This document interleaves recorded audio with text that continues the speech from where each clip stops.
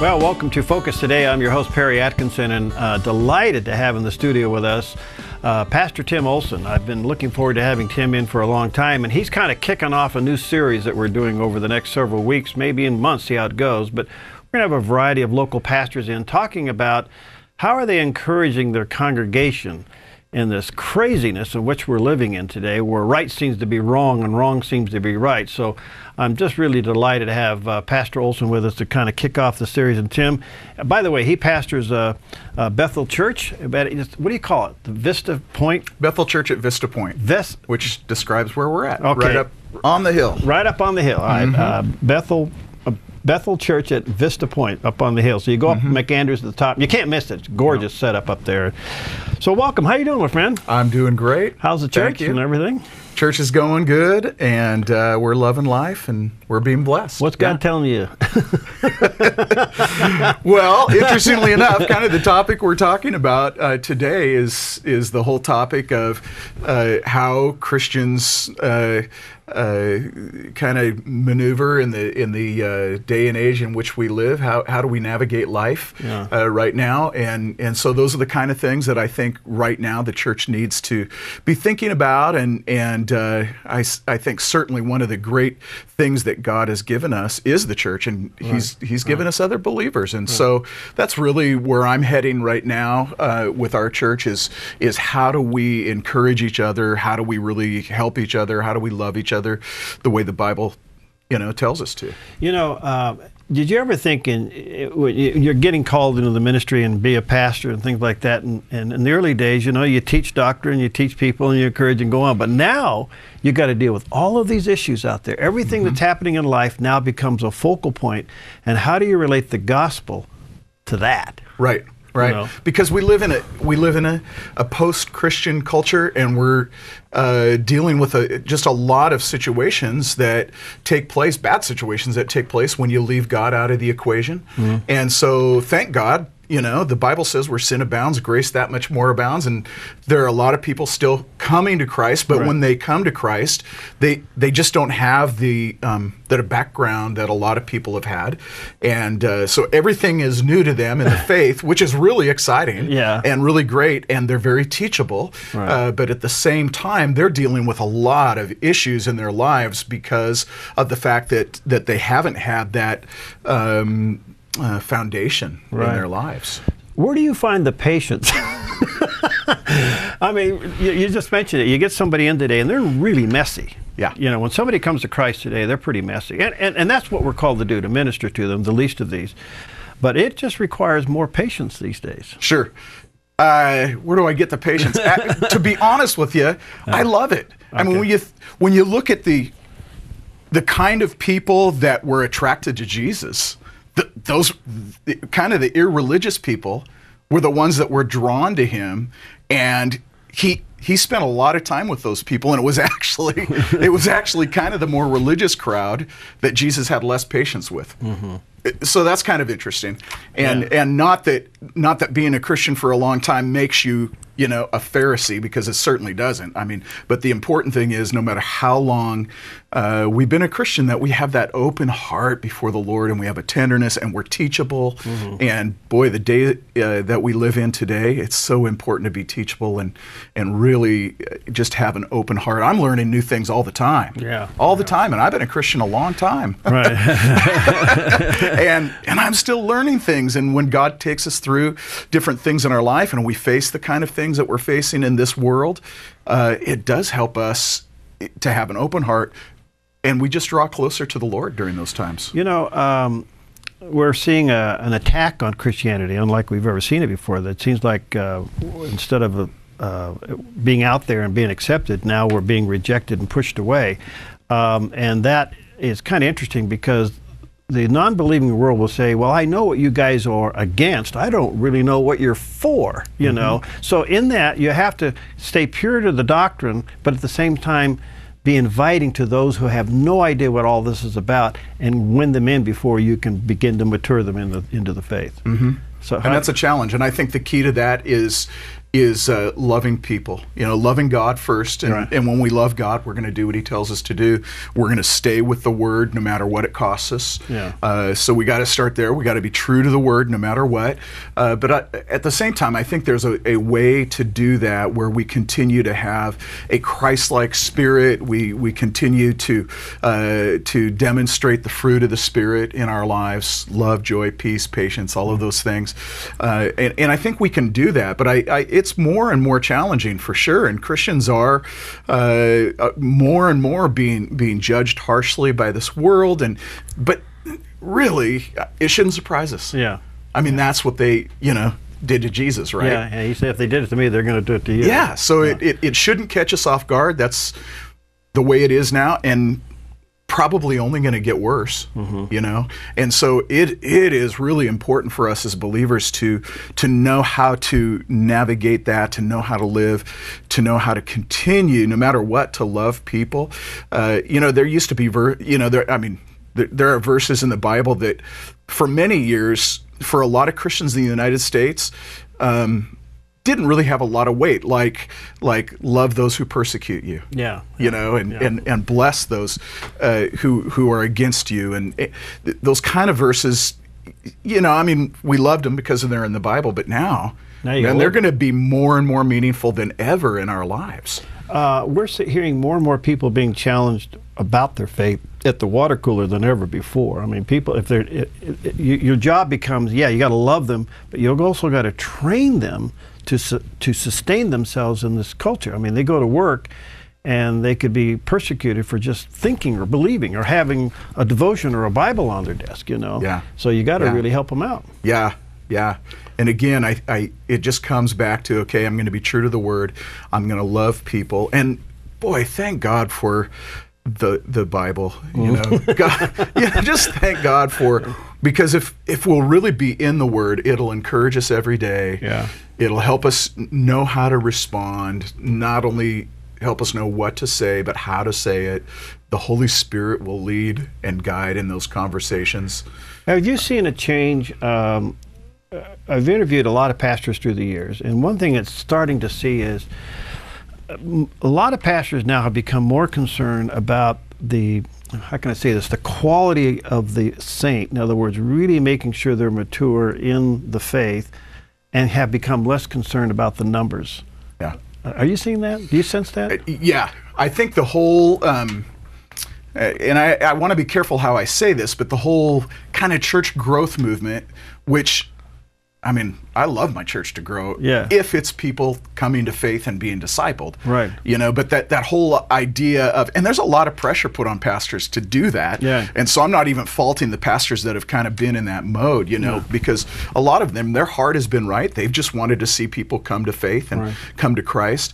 But some of the methods used along the way have maybe left their churches a little shallow, and there's been maybe more of a tendency to entertain rather than really instruct and teach, disciple people, and compromises made along the way, and in just kind of what the church really should be about and look like.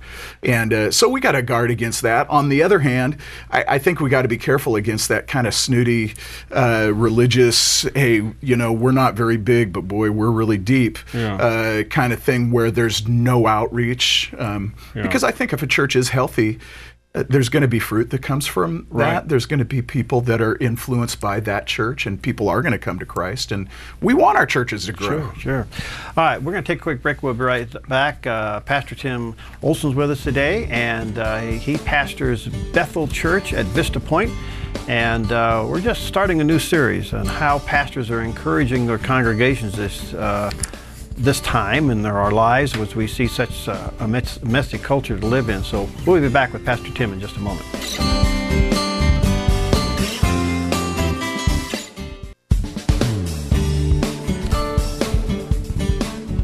Okay, we're back, and our special guest today is Pastor Tim Olson. He's pastor of Bethel Church at Vista Point here in the Medford area, and he's kind of heading off our new series, talking to local pastors, and I'm going to have him back. This isn't a one-time shot. So we're going to take on some interesting topics over the next several months. But right now, I'm just asking local pastors, how are they encouraging their congregation in these crazy days in which we live? Because I don't think we'd ever see a day where the country, this beloved country, would be in such a mess. And there's a lot of blame to go around. And you're a pastor, you get your fair share. I get my fair share being on the air. It seems like the church is being, we're not doing this enough, we shouldn't be doing that, and all of these things, you hear the drill and you know it. But in the meantime, you got a congregation who's trying to keep their head above water in the middle of this stuff. I mean, the cost of living is through the roof. Right seems to be wrong. We got all of these cultural issues that are in our face. I don't know how parents can debrief their kids from the nonsense. Yeah. And you got all these electrical things going on. You got these tools and these tablets and everything's demanding our attention. I don't know. Do you address that as a pastor? Oh, absolutely. And the social media stuff, the electronics, it's a blessing and a curse, and that's what you got to teach people, that so many of these things, they can be used for great good, for sure. And the church needs to be thinking about that, but they can also become a real distraction from really letting God speak to us and having family time and all of those things. One of the things too that we're concerned about is kids lose their ability to be creative when they're always looking at something. There's no need to, when you and I were kids, we had to figure out games to play, right? We had to make our own toys. Back in the dark now ages. They just get ours. It's an amazing. The other part of this is attention span. I don't know if you're seeing it in your ministry, but we see it a lot here. We know that through the research that we do here, that all of these devices have shortened the attention span to almost a danger point. Yeah. Are they listening to your whole sermon? I have no idea. I hope so. How have you changed in the ministry? How have I changed? Yeah. Every person's journey is a little different, and we all grow in different ways. And you have to it kind of has two parts. First of all, you have to kind of adapt a little bit your ministry to wherever you are in the time that we live in and all of that. But then also on a personal level, we're all different from each other, and we're growing, and God's working in our lives. On a personal level, I would think that over the years, I've probably, and I think this happens to all of us men, is we probably mellow a little bit. We get a little smarter, a little gentler, a little more wise, and don't. I just remember early on in my ministry, it wasn't all bad. I was super forceful and maybe a little over the top sometimes, and I think I've been able to temper that a little bit. Pull that back? Yes, a little bit, which is, it's actually more attractive to most people not to feel like they're getting yelled at all the time. But at the same time, I don't want to ever lose that passion for the Lord too, and really be passionate about the things of God. And man, I got to say, I love the Lord as much as I ever have in my life. And I'm as excited about being a pastor as day one, maybe even more. Do you see miracles in your ministry? Oh, all the time. All the time. Share some, or give me an idea what it looks like. Oh, well, let's see here. I think the greatest miracle, of course, is a changed life. Right. And those kind of things. I just think of some of the stories of people in our church and where they were 5 years ago, where they were a year ago, and to see how God has transformed them. It's absolutely amazing. I mean, I actually just tear up thinking about some of the people that are part of our congregation and kind of where they were the first time I met them. So that's always a huge miracle. Yeah. And then we do see, just your building's a miracle. Miraculous. Your building. Oh, yeah. I mean, I remember when you guys were struggling down on the corner of McAndrews and Biddle, Yeah, and just even the location is just one of those things where, we really felt that we were supposed to relocate, and we looked at property here and there, and nothing ever seemed to work out. And we were to the point of frustration at times. I know I was, where I was just going, God, what is happening here? Yeah. I feel like we're supposed to move, but everything we try here is not working. And then our real estate guy comes in one day and he says, hey, I want to show you a piece of property, and took me up, and I stood on the property that our building is on now, and I just kind of felt in my heart, this is it, and this is why God closed all those other doors, is because he wanted us right here, for whatever reason. So. Yeah, and you're one of the few pastors that survive a building program. Yeah. And I'll tell you, the key to that really is I've got a lot of really great people around me, and I told our church board early on in the whole thing, I said, look, you guys got to build this building, and I got to pastor the church. Because, when we get through this thing in 4 years, I want to still be your pastor, and I want us to have a church still, not just a building. Because if I build this building, we're probably going to have a building but not a church. So how do you encourage people to pray? I mean, it's one of those things that, it's part of our vocabulary, it's part of our everyday activity, but then there comes a point of level prayer. Now, I've had the high honor to speak at your place a couple of times, and what I really appreciated was the prayer before the service. So there's something brewing in your boiler room there. Can you explain that? Yeah. Well, first of all, it's a value to us. And it has to be. I think one thing that's pretty clear from the teachings of Jesus, and when you read about what happened in the early church, one of the foundational things for the church needs to be prayer. And so it has to be a priority. It has to be kept before the people. And Jesus talked a lot about private prayer. He exemplified private prayer. There's a lot of teaching about, Jesus talked about going to your prayer closet, where no one else is going to see except for your Father in heaven is going to see. And so there's that part of it, but then corporate prayer, and this is something God's been laying upon my heart a lot, is the importance of agreement prayer or corporate prayer where we're coming together as a church. And it was, you go through Acts chapter 1, Acts chapter 2, 3, 4, you just read those early chapters in the book of Acts, and you see that was the pattern of the early church. And you talk about miracles. I mean, miracles were happening left and right. People's lives were being changed.